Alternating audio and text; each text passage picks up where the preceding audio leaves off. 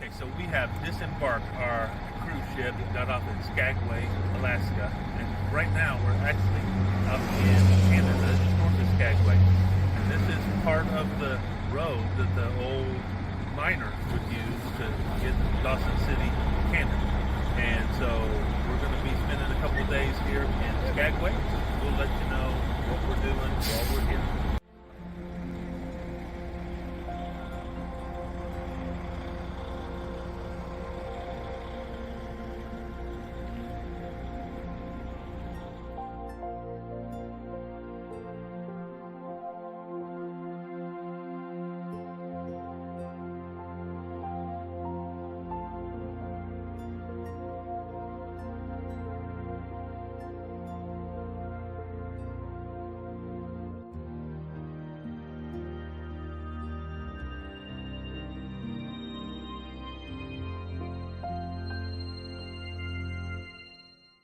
Hey, we're standing right across the street from the Arctic Brotherhood building. It is the most photographed building in Alaska. It has 8,863 pieces of driftwood, most of them original from 1904 when the front was put on. And like I said, it is the most photographed building in Alaska. It is iconic right here in Skagway, Alaska.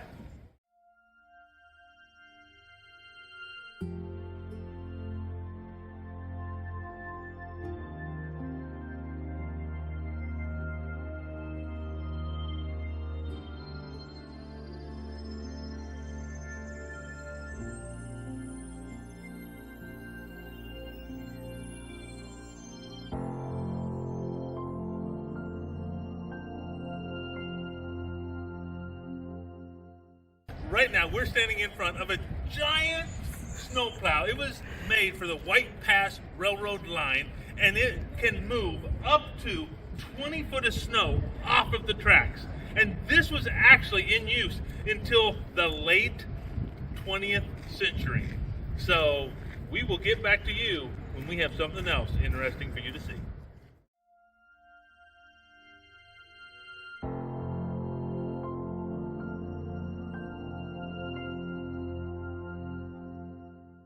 Okay, so we're standing here by this sculpture, and this sculpture is actually based on a story told by Mont Hawthorne in his book, The Trail Leads North. And he talks about, he was one of the first stampeders, the people who, during the gold rush, were heading up the mountain across the pass to get to the gold fields. And he tells about going up there and encountering a man who was sitting on his sled with his head in his hand, and he didn't seem to be even aware that anybody's around him, and he just kept muttering the words, "It is hell. It is hell." And it must have been. You see, one of the reasons was there were two main ways to get over the mountain through the passes. One was the Chilkoot Trail, and to do that you had to go 33 miles up a steep mountain, and you had to carry, going into Canada, over 2,000 pounds of supplies. That meant that you had to make that trek, if you were carrying it by yourself, 33 miles, would actually take you over 2,500 miles of walking to transport your supplies up the side of the mountain. And that's what they did. It said that whichever trail you took, when you got halfway done, you said to yourself, "I should have taken the other trail."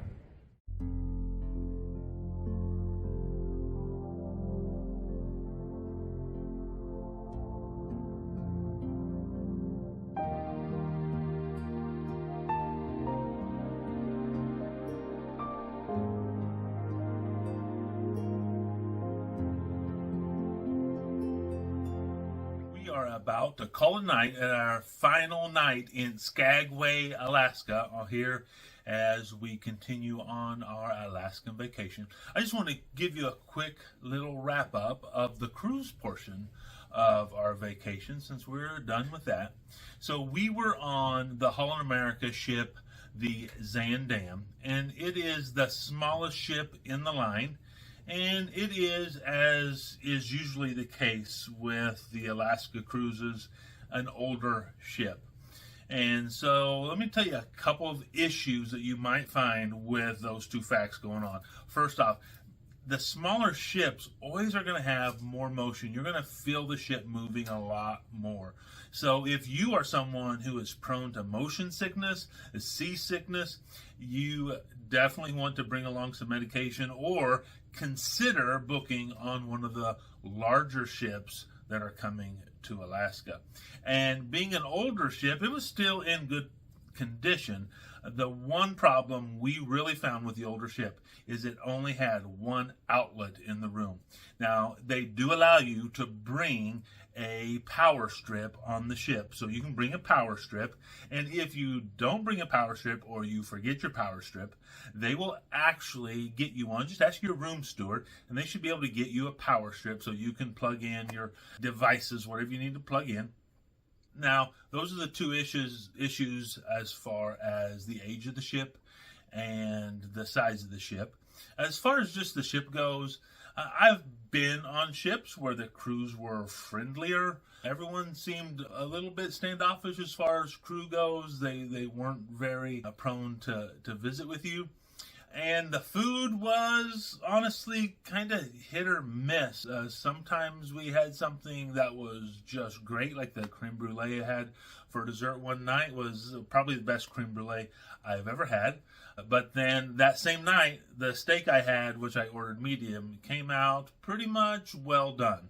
So hit or miss on the food. Definitely not the best food of any ship we've been on. But overall, it was a good experience being on the ship. There was no big problems. We did have, of course, the one issue with our excursion, but that got resolved and they refunded us the money. We didn't get to do the excursion, but they were very quick in refunding us the money. So I'm going to sign off now and get ready to get up early tomorrow morning as we get on a train and head into the Yukon of Canada tomorrow morning, and I'll talk to you later.